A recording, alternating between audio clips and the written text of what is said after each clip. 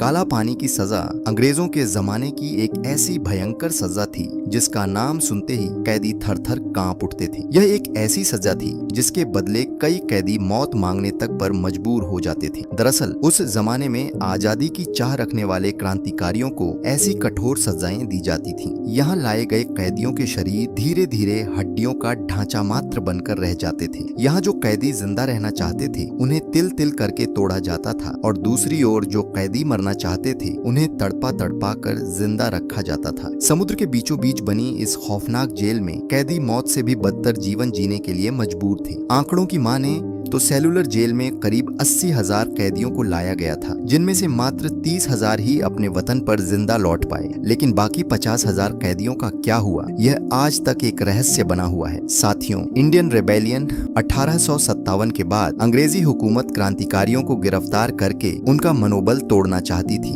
अंग्रेजों का मानना था कि इन कैदियों को ऐसी जगह रखा जाए जहां उन्हें ना कोई देख सके और ना ही उनके खिलाफ कोई आवाज उठा सके। इसी योजना के तहत अंग्रेजों ने भारत से हजारों किलोमीटर दूर समुद्र के बीचों बीच स्थित अंडमान और निकोबार आइलैंड्स को चुना। दिन था 10 मार्च 1858 जब क्रांतिकारियों को जहाज में बैठाकर पहली बार इन द्वीपों की ओर रवाना किया गया। कुछ दिनों बाद ये लोग एक सुनसान द्वीप पर पहुंचे जहां चारों ओर मगरमच्छ, सांप, बिच्छू और जहरीले कीड़े मकोड़ों के अलावा कुछ भी नजर नहीं आता था। यहाँ की पत्थरीली जमीन और घनी झाड़ियों को देखकर कैदियों के पसीने छूटने लगे थे। सबसे पहले कैदियों से जंगलों को कटवाकर ब्रिटिश अधिकारियों के लिए रहने के कमरे बनवाए गए। यह काम इतना कठिन और थकाने वाला था कि इसे करते करते कई कैदियों ने अपनी जान गंवा दी। धीरे धीरे अंग्रेजों ने यहाँ एक ऐसी जेल बनाने का फैसला किया जिसे देखकर ही कैदियों का मनोबल टूट जाए। इस जेल का नाम था सेलुलर जेल। इस जेल को इस तरह बनाया गया था कि हर कैदी को एक अलग कोठरी में रखा जाए ताकि वे एक दूसरे से बात तक ना कर सके। साथियों, हर कोठरी इतनी छोटी होती थी कि उसमें कैदी ठीक से खड़ा भी नहीं हो पाता था। खिड़की इतनी ऊंची होती थी कि कैदी बाहर झांक भी नहीं सकता था। यहाँ कैदियों को खाने के नाम पर सिर्फ पतली दाल और सूखी रोटी दी जाती थी। कई बार तो खाने में कीड़े तक निकल आते थे। और सबसे खतरनाक सज्जा थी तेल कोल्हू चलाना। इस सज्जा में कैदियों को बैलों की तरह तेल निकालने वाली मशीन में जोत दिया जाता था। उन्हें पूरे दिन उस भारी लकड़ी को घुमाना पड़ता था। अगर तय मात्रा में तेल नहीं निकला तो उन्हें फिर से कोड़े मारे जाते थे। कहा जाता है कि यहाँ कई महान क्रांतिकारियों को भी लाया गया था, जिनमें से एक थे विनायक दामोदर सावरकर। उन्हें भी इसी जेल में वर्षों तक अत्यंत कठोर यातनाएं झेलनी पड़ी थीं। इसके अलावा